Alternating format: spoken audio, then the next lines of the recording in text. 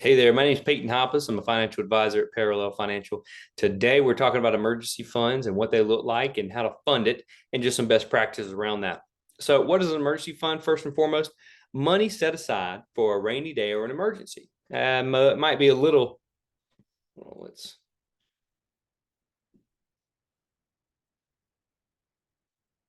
restart that.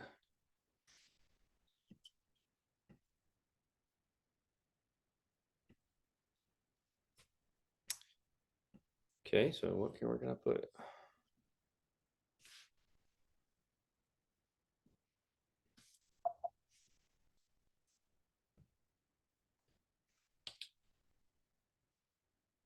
Hey folks, thanks for stopping by. My name is Peyton Hoppus. I'm a financial advisor at Parallel Financial. Today, we're talking about emergency funds. Let me do that again. Today, we're talking about emergency funds. Thanks for stopping by. My name is Peyton Hoppus. I'm a financial advisor at Parallel Financial, trying to be educational here through these. So we're going to talk through what an emergency fund is, best practices. It's very simple, but sometimes a refresher is always useful. So what is an emergency fund? Well, an emergency fund is money set aside for a rainy day. That's kind of a loose term, but more so, obviously, emergencies. So a couple things that could be, it could be car maintenance or repair. It could be a hospital bill that comes in. It could be a deductible for either your health insurance or car. It could be your home repairs, whether your HVAC goes out or you need a new roof, things that come up that you are not necessarily planning for. It's there for those purposes. It is not. A lot of times people get in the bad habit of commingling a lot of emergency funds and a lot of funds that they want to use for vacation. We should have two different savings accounts for that purpose, to make sure we don't overspend in one category and eat into our emergency fund. It is not for shiny toys, vacations, or something that you feel like you want to buy. That money is off limits. So let's talk about how much is enough. So when we're talking about the emergency fund bucket and we're segregating that from all other spending money, that is usually 3 to 6 months of your expenses. So that might be $25,000. It might be 27. It could be 42. It could be 41. $41,346. Whatever the number is, at the top range, 6 months, that's the number we want to start with. Try and figure out what that 6 months is for your expenses. If you don't know that, you need to do a budget. We have another video on that as well.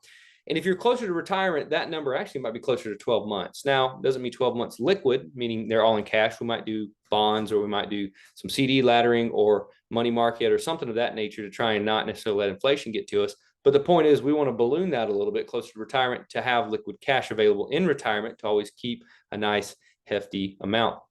Other options to shoot for, I mentioned earlier, I said 41,327. Some people like just go to 40, or if it's 17,000 and some change, people want to go to 15 or 20. And so whatever you're comfortable with is fine, but you need to be between 3 and 6 months. And again, we're going to talk about this here in this next slide. Actually, one more slide on kind of maybe a best practice given your situation. So automate this monthly, pay yourself first. So every month you're going to get paid, let's say twice a month. Okay, when you get paid, you can just automatically have money taken out from your paycheck into your savings, whether you have it set up in your bank to transfer money between your accounts automatically, or it's some other functionality of that. And maybe start with 50 bucks. If you're way beyond that, then automate it. Make sure you automate it. Don't stop the automation process. Try and make sure you stick to that number. If you get paid once a month, or if you like to do it at the beginning of the month, move the 100 out of one paycheck, that's fine. But just set a target to it and go achieve it. So if we want to set a target for your savings is 40,000, let's say on the high end, but we might be as low as 25, then anywhere that you are in the process of getting to that lower 3 months to 6 month range, set a target. So next time I say $5,000, I'm going to take my wife out. We're going to get some ice cream to celebrate. You may have ice cream before then, but this specific moment is to celebrate our success.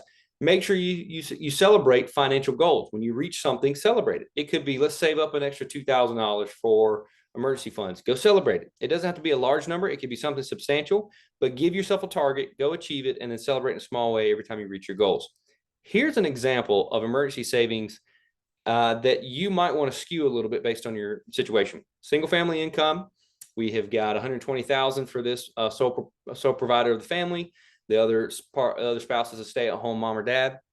And so if that's the case in this example, 3 months might be somewhere around 30 grand. Give or take, it might be a little less than that, but let's say it's 30 grand. So we want to have at least 30 grand in this situation because we are the only one providing for the family in this example.